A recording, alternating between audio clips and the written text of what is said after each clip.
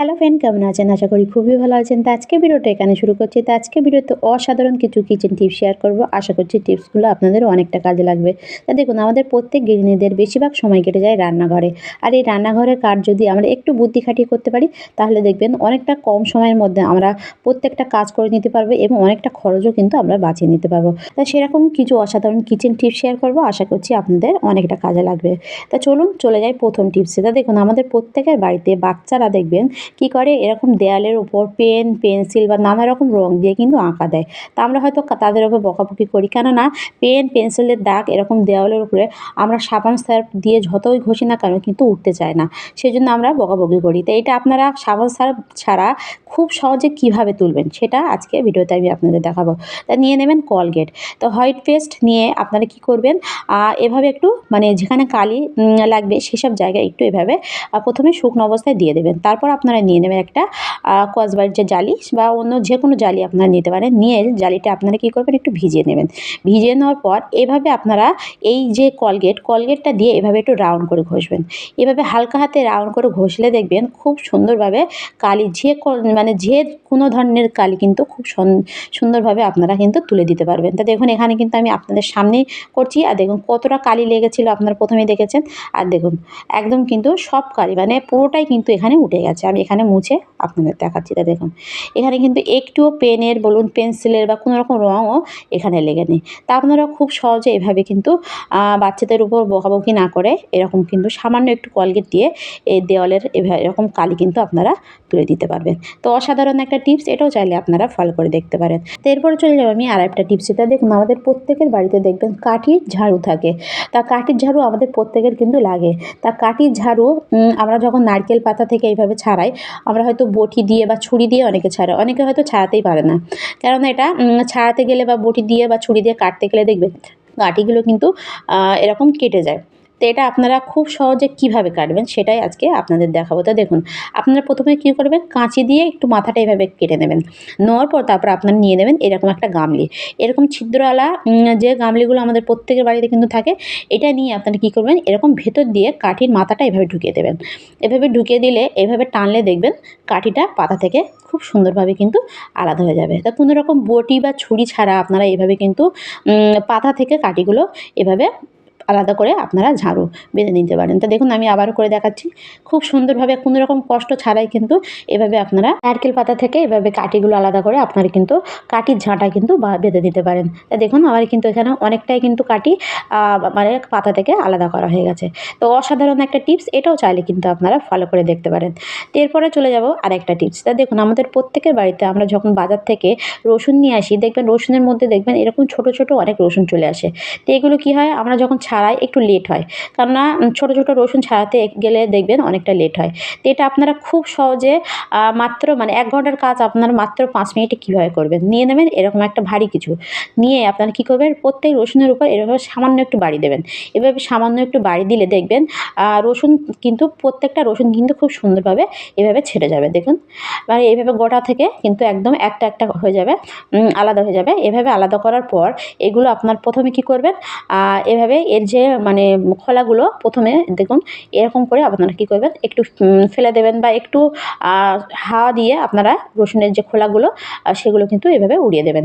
দেওয়ার পর এটা আপনারা যদি ভাবেন যে এই খোলাগুলো আপনারা ছাড়াবেন, তো এটা আপনারা ছাড়ানোর জন্য নিয়ে নেবেন একটা পাত্র। তা দেখুন, আমার কিন্তু ওপরের যে খোলাগুলো ছিল সেগুলো কিন্তু উঠে গেছে। তো এইভাবে ওঠানোর পর আপনারা কী করবেন, নিয়ে নেবেন একটা যে কোনো একটা পাত্র, এভাবে আপনারা নিয়ে নেবেন। নেওয়ার পর পাত্রেতে আপনারা এই ছোটো ছোটো রসুনগুলো আপনারা তুলে নেবেন। তো এভাবে তুলে নেওয়ার পর তারপর আপনারা দিয়ে দেবেন এতে উষ্ণ গরম জল। তা আপনারা উষ্ণ মানে ফ্যানও দিয়ে দিতে পারেন, গরম ফ্যানও কিন্তু দিতে পারেন। দিয়ে এটা আপনারা কী করবেন, 5 মিনিটের জন্য এভাবে ঢাকা দিয়ে রেখে দেবেন। 5 মিনিটের জন্য ঢাকা দিয়ে রাখার পর আপনারা এটা হাত দিয়ে সামান্য একটু ডলা দিলে দেখবেন খুব সহজে রসুনের খোলাগুলো একদম উঠে যাবে। কোনো রকম খাটনি ছাড়া এটা কিন্তু আলাদাভাবে ছাড়াতেও হবে না। তাই দেখুন, এখানে কিন্তু আমার 5 মিনিট হয়ে গেছে।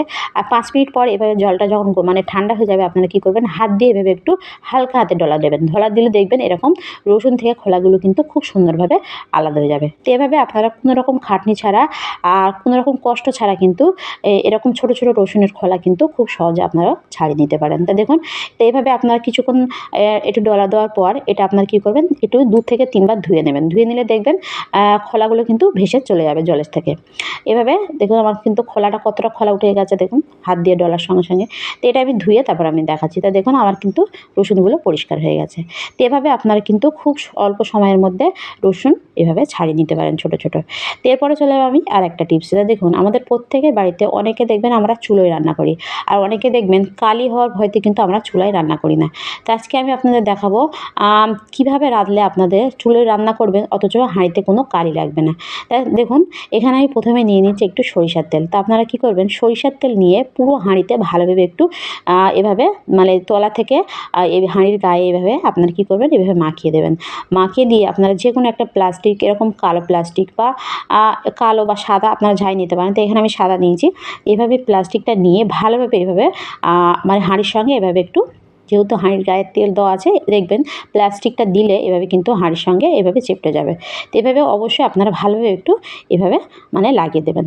লাগিয়ে দিলে দেখবেন রান্না আপনারা করলে যতক্ষণই করুন না কেন, রান্না করলে যতটা কালি হবে আপনারা দেখবেন কালিটা কিন্তু এই হাঁড়ির গায়ে একটুও লাগবে না, পুরো কালিটাই কিন্তু এই জড়ির ওপর থাকবে। যেহেতু এতে তেল দেওয়া আছে, তেল দেওয়ার জন্য কিন্তু এই মানে জড়িটা কিন্তু হাঁড়ির গায়ে আটকে যাবে না। অনেকে হয়তো ভাববে যে হাঁড়ির গায়ে তেলটা মানে জড়িটা আটকে যাবে, কিন্তু আটকে যাবে না। তো দেখুন এখানে কিন্তু আমার রান্না হয়ে গেছে। আর দেখুন আমি জড়িটাও ছাড়িয়ে দেখাচ্ছি।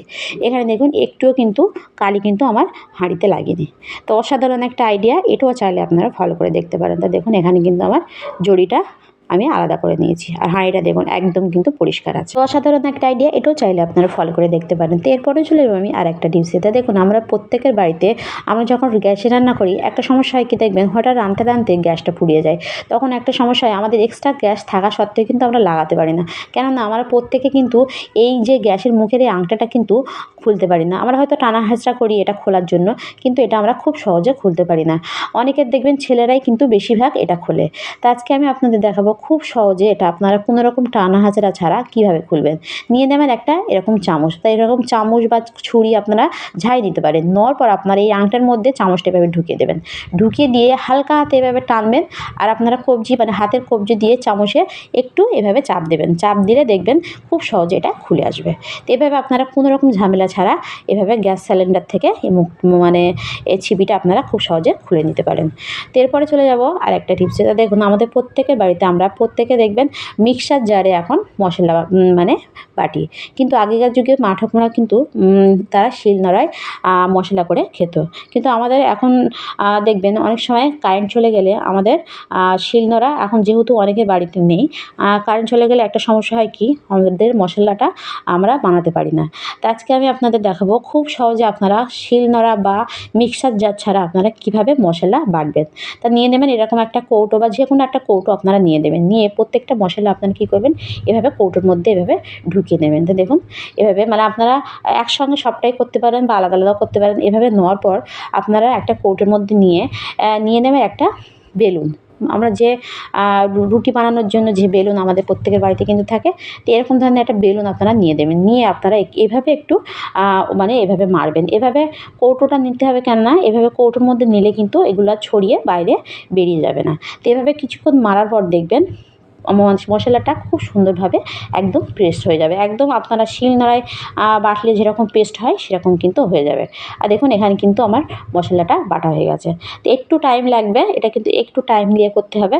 করলে দেখবেন আপনারা মশলাটা খুব সহজে কোনো রকম শিলনোড়া ছাড়া বা আপনারা মিক্সার জার ছাড়া কিন্তু খুব সহজে এভাবে মশলাটা বানিয়ে নিতে পারবেন।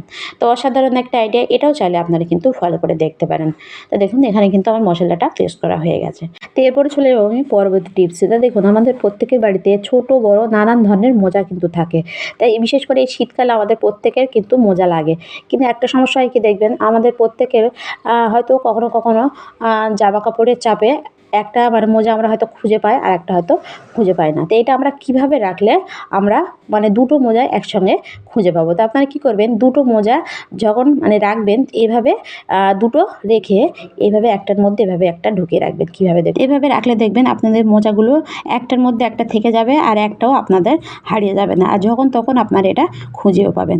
তো অসাধারণ একটা আইডিয়া, এটাও চাইলে আপনারা কিন্তু ফলো করে দেখতে পারেন। তাই ভিডিওটি পর্যন্ত ভালো লাগলে লাইক কমেন্ট শেয়ার করতে ভুলবেন না, আর টিপসগুলো ভালো লাগলে অবশ্যই কমেন্টে জানাতে ভুলবেন না। দেখা হবে নেক্সট ভিডিওয়ে। বাই।